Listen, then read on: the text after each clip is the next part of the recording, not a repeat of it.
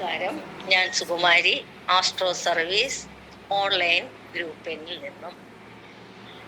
ശനിമാറ്റവും വ്യാഴമാറ്റവും ഓരോ രാശിയിൽ ജനിച്ചവർക്ക് എങ്ങനെയുള്ളതെന്ന് ഉള്ള കന്നി രാശിക്കൂറുകാർ വരെയുള്ള ഫലം നേരത്തെ പറഞ്ഞിരുന്നു. അതിൻ്റെ ബാക്കി ഭാഗമാണ് ഇപ്പോൾ പറയാൻ പോകുന്നത്.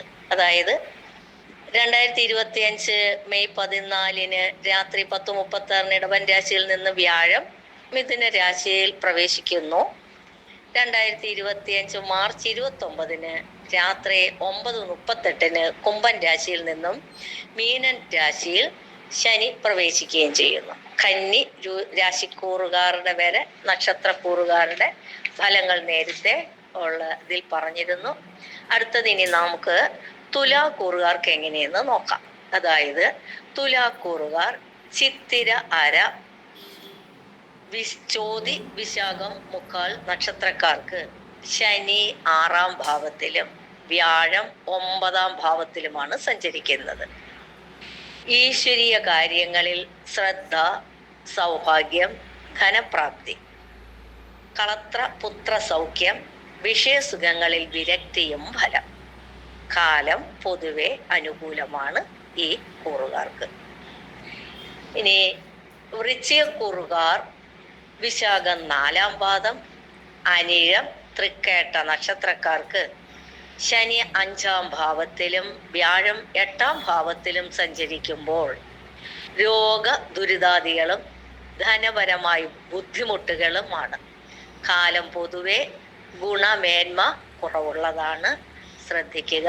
ഈശ്വരീയ കാര്യങ്ങളിൽ ശ്രദ്ധ വ്യാപരിച്ചിട്ട് ഈ കാലഘട്ടം അവർ മേന്മയുള്ളതാക്കി തീർക്കേണ്ടതാണ്.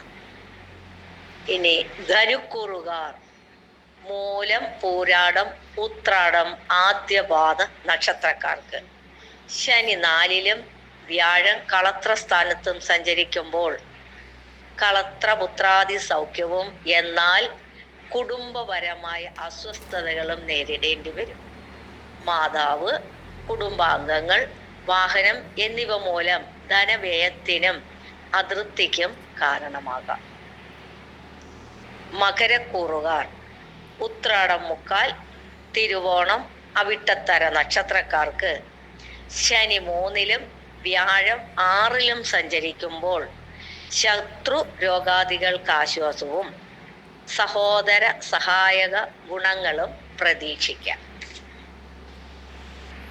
അതായത് അവർക്ക് ഗുണദോഷ സമ്മിശ്രമായിരിക്കും ഈ ദശാകാലം.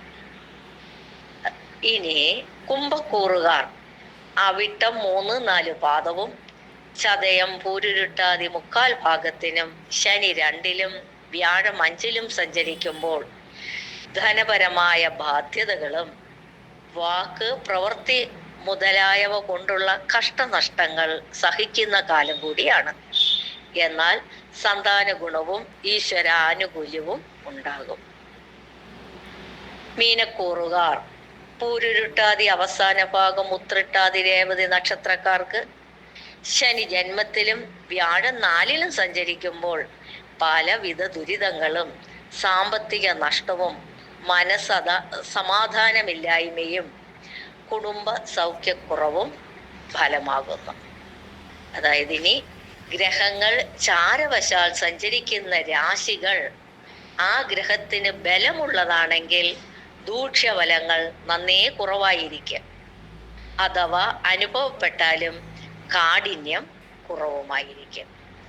ഈ ശനിയുടെയും വ്യാഴത്തിൻ്റെയും ചാരവശാൽ സഞ്ചരിക്കുന്ന കാലഘട്ടത്തില് ദോഷഫലങ്ങൾ കൂടിയിരിക്കുന്നവർ ശനിപ്രീതികരമായ കാര്യങ്ങളും വ്യാഴപ്രീതികരമായ കാര്യങ്ങളും ചെയ്ത് ഗ്രഹദോഷ ശാന്തി വരുത്തേണ്ടതാണ്. നന്ദി, നമസ്കാരം.